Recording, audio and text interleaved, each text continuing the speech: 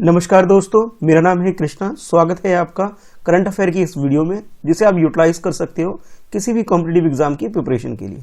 चलिए स्टार्ट करते हैं। Consider the following statement regarding Madan Mohan Malviya. Madan Mohan Malviya ji के बारे में ये कुछ स्टेटमेंट आपको गिवन है। इन स्टेटमेंट में से आपको आइडेंटिफाई करना है कि कौन कौन से स्टेटमेंट करेक्ट है, और उसी के अकॉर्डिंग आपके पास ये ऑप्शन है। ऑप्शन ए में आपसे पहले एक बार स्टेटमेंट देख लेते हैं। तो ये फर्स्ट स्टेटमेंट है आपके सामने, जिसमें बोला जा रहा है he was given the title of कर्म योगी बाय महात्मा गांधी। महात्मा गांधी जी ने इन्हें कर्म योगी का टाइटल दिया था। सेकंड स्टेटमेंट की बात करें, इसमें बोला जा रहा है he served as a member of imperial legislative council, यानी कि फ्रीडम से पहले इंपीरियल लेजिस्लेटिव काउंसिल के ये मेंबर भी रह चुके हैं। ये आपसे सेकंड स्टेटमेंट में बोला जा रहा है। और थर्ड स्टेटमेंट में आपसे बोला जा रहा है he played important role in ending the Indian indenture system. Indian indenture system को एंड करने में इनका काफी महत्वपूर्ण रोल रहा था। ये थर्ड स्टेटमेंट में आपको बोला जा रहा है। तो आपके पास अब ऑप्शन कुछ इस तरह से है। ऑप्शन ए में आपसे बोला जा रहा है कि फर्स्ट स्टेटमेंट करेक्ट है। ऑप्शन बी में बोला जा रहा है second and third statement correct है। और ऑप्शन सी में आपसे बोला जा रहा है ओनली सेकंड स्टेटमेंट ही करेक्ट है। और ऑप्शन डी में आपसे बोला जा रहा है फर्स्ट सेकंड थर्ड, ये तीनों ही स्टेटमेंट बिल्कुल करेक्ट है। तो मदन मोहन मालवीय जी के बारे में 3 स्टेटमेंट है, आपको चूज करना है करेक्ट स्टेटमेंट। तो इस क्वेश्चन की अगर डिटेल में बात करें, यानी कि मदन मालवीय मोहन जी के बारे में बात करें, तो ये हमारी कंट्री में बहुत ही महान, एक तरह से ग्रेट एजुकेशनिस्ट, पायनियर ऑफ कह सकते हो, हमारे जो फ्रीडम फाइट मूवमेंट जो चल रहा था उसमें इनका काफी बड़ा योगदान रहा था। और इन्हें जो टाइटल की बात करें तो महात्मा गांधी ने इन्हें जो टाइटल दिया था वो महामानव दिया था इन्हें टाइटल, यानी कि आप ये कह सकते हो फर्स्ट स्टेटमेंट हमारे गलत है। अगर हम टाइटल की बात करें, जिसमें कर्म योगी की बात करें, तो कर्म योगी टाइटल इन्हें मदन मोहन मालवीय जी को एस राधाकृष्णन, यानी कि सर्वपल्ली राधाकृष्णन जी ने इसे ये टाइटल दिया था। तो फर्स्ट स्टेटमेंट तो बिल्कुल गलत है। सेकंड स्टेटमेंट की बात करें, यानी कि इसे एज ए प्रेसिडेंट ये इलेक्ट हुए थे इंडियन नेशनल कांग्रेस, जब फ्रीडम फाइट स्ट्रगल मूवमेंट चल रहा था, तो इन्हें 4 बार ऐसा मौका मिला जब ये प्रेसिडेंट इलेक्ट हुए थे इस पोस्ट पर। 1909 में, 1918 में, 1932 में और फिर 1933 में, यानी कि 4 टाइम वो प्रेसिडेंट भी रह चुके हैं कांग्रेस कमेटी के। इसके अलावा अगर हम बात करें कैरेबियन आइलैंड जो होते हैं, वहां पर इन्होंने एक तरह से बहुत बड़ा मेजर रोल प्ले किया था इंडेंजर सिस्टम को एंड करने में। कैरेबियन, जैसे कि आप जानते हो कि जो ये वाला एरिया, एक मिनट वर्ल्ड मैप में देखते हैं, तो ये वाला जो एरिया, यहाँ पे कैरेबियन आइलैंड्स वगैरह हैं, तो यहाँ पे इन्होंने, मतलब यहाँ से जो इंडियन को ब्रिटिश गवर्नमेंट लेके जाती थी और एक तरह से कह सकते हो गुलाम बना करके, तो ये जो सिस्टम है इनको एंड करने में मदन मालवीय मोहन जी का बड़ा ही मेजर रोल है, जो कि आपसे सेकंड स्टेटमेंट में बोला जा रहा है। ये बात भी बिल्कुल करेक्ट है। और थर्ड स्टेटमेंट की बात करें तो थर्ड स्टेटमेंट में ये बोला जा रहा है कि इन्हें एज ए इलेक्ट हुए थे इंपीरियल लेजिस्लेटिव काउंसिल के, तो 11 ईयर इन्होंने इस पोस्ट पर काम भी किया हुआ है। इसके लिए मेजर इंपॉर्टेंस जो आपको इनके बारे में पता होना चाहिए मदन मोहन मालवीय जी के बारे में, तो BHU जो कि एक यूनिवर्सिटी है, इनका जो फाउंडर मेंबर है, जिन्होंने इसको स्थापना की थी, वो मदन मोहन मालवीय जी है।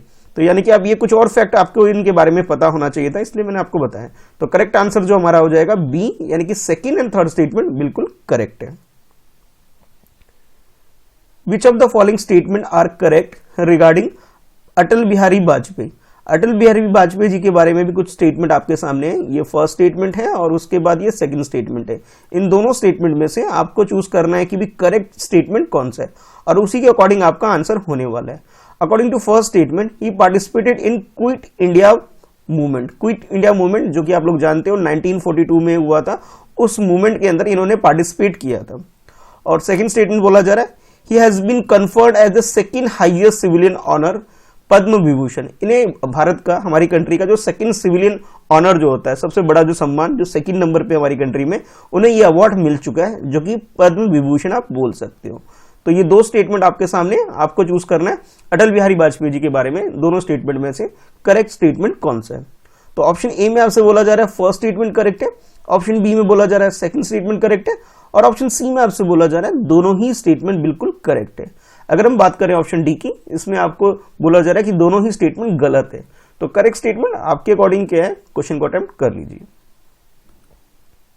तो अटल बिहारी वाजपेयी जी की बात करें तो इनका बर्थडे अभी सेलिब्रेट हुआ है 25 दिसंबर को, और इस वजह से इस दिन को हमारी कंट्री में गुड गवर्नेंस डे सेलिब्रेट किया जाता है। और ये सेलिब्रेट करने का एक सिंपल सा लॉजिक ये है कि ये हमारी कंट्री में 2 टाइम्स 1996 में और 1999 में हमारी कंट्री में प्राइम मिनिस्टर पोस्ट पर रहे थे, जिस वजह से इस डे को गुड गवर्नेंस डे सेलिब्रेट किया जाता है।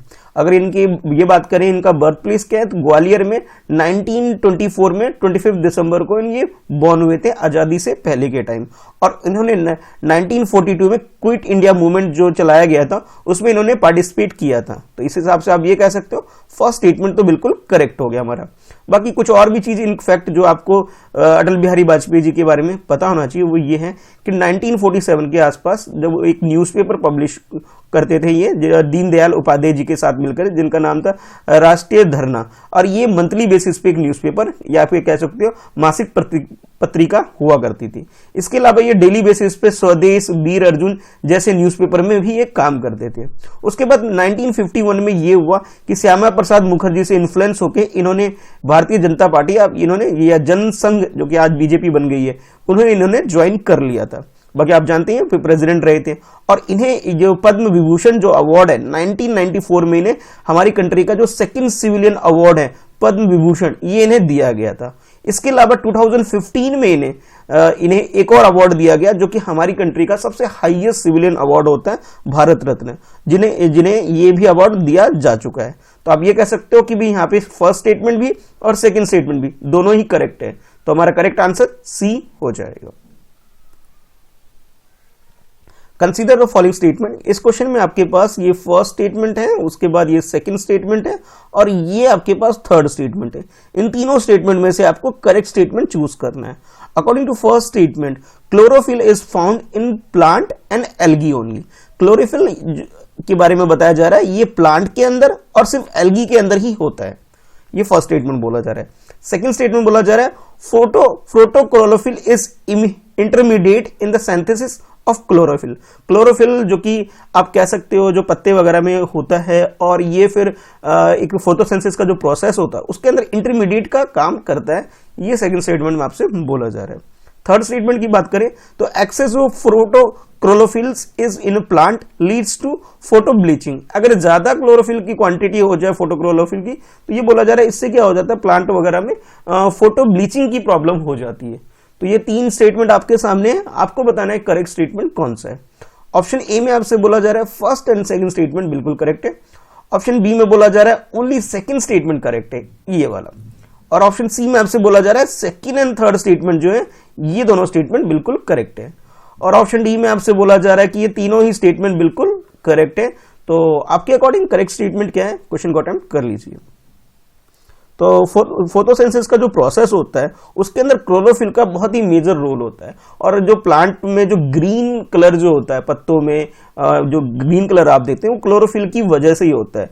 आप ये कह सकते हो कि भी ये जो क्लोरोफिल है इसके बिना प्लांट का जो एग्जिस्टेंस है वो नहीं हो पाता है, और प्लांट में जो आप ग्रीन कलर देखते हो या एल्गी में, और इसके अलावा काइनोबैक्टीरिया के अंदर भी जो ग्रीन कलर आप कह सकते हो वो इसकी वजह से ही होता है।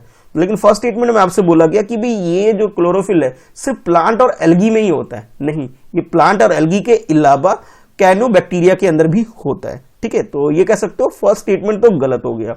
बाकी अगर हम सेकंड स्टेटमेंट की बात करें, यानी कि फोटोक्लोरोफिलाइट जो प्रोसेस होता है एक तरह से कह सकते हो उसमें ये इमीडिएट एक तरह से इंटरमीडिएट का काम करता है, यानी कि जब भी प्रकाश संश्लेषण फोटोसिंथेसिस का जो प्रोसेस होता है उसके अंदर एक तरह से हम ये पढ़ते हुए आ रहे हैं कि खाना बनाने का जो प्रक्रिया प्लांट में कह सकते हो बिना इसके प्रेजेंस के नहीं हो सकता।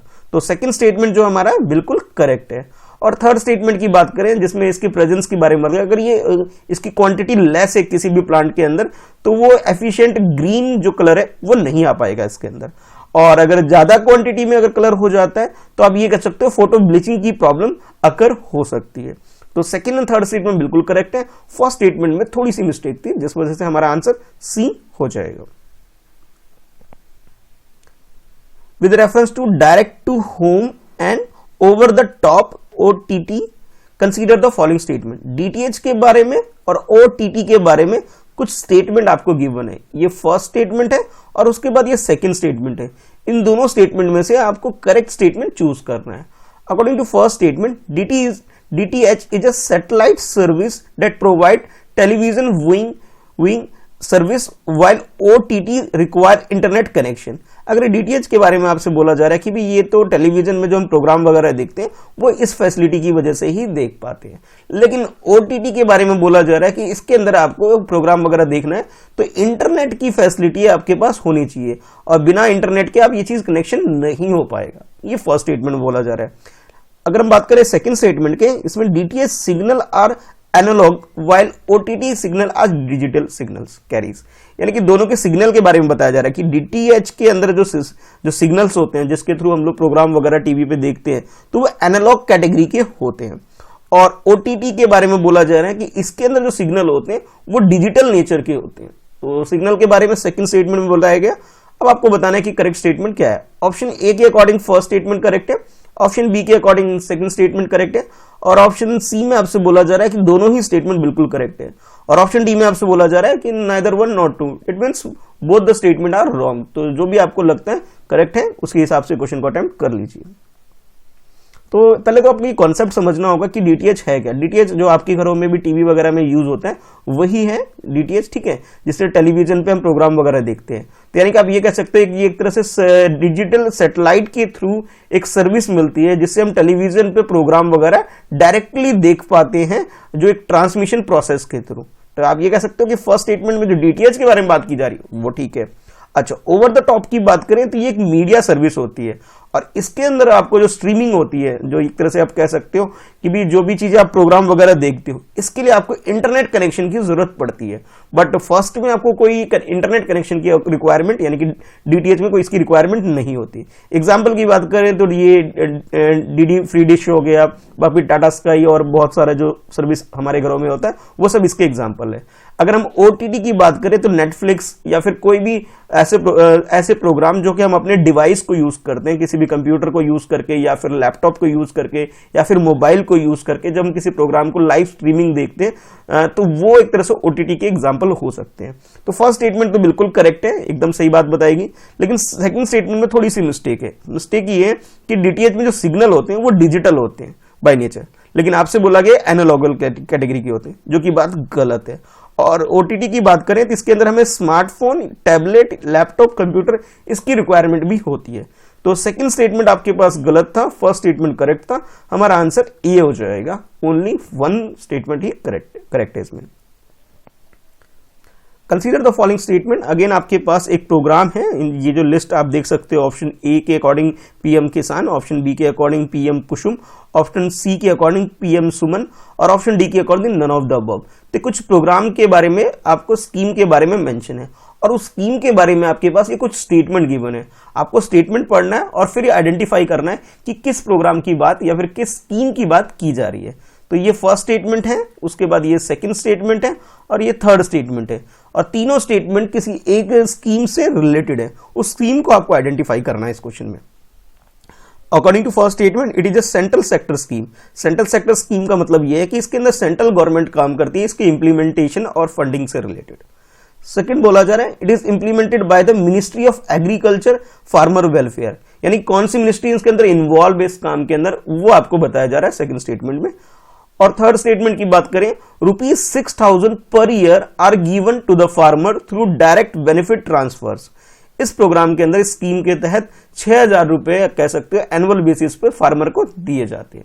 तो ये तीन स्टेटमेंट आपके सामने हैं, अब आपको आइडेंटिफाई करना है प्रोग्राम स्कीम। तो फर्स्ट स्कीम जो आपको या फर्स्ट प्रोग्राम जो आपको बताया जा रहा है कि ये PM किसान स्कीम के बारे में तीन स्टेटमेंट है ऑप्शन ए के अकॉर्डिंग।